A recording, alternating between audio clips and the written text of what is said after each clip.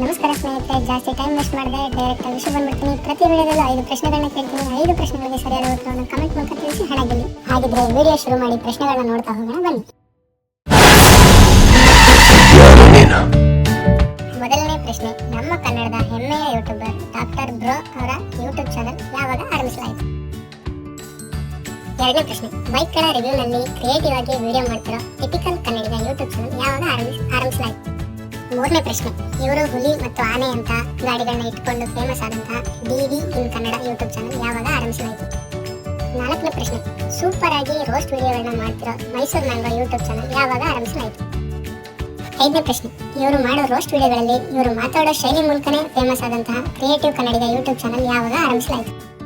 ಇದು ಮೊದಲನೇ ವಿಡಿಯೋ ಆಗಿರೋದ್ರಿಂದ ಮೊದಲು ಯಾರು ಸರಿಯಾದ ಉತ್ತರವನ್ನು ಕೊಡ್ತೀರಾ ಅವರಿಗೆ ಹಣ ಸಿಗುತ್ತೆ. ಹಾಗಂತ ಉಳಿದವರಿಗೆ ಪ್ರೈಸ್ ಮನಿ ಸಿಗೋದಿಲ್ಲ ಅನ್ಕೋಬೇಡಿ.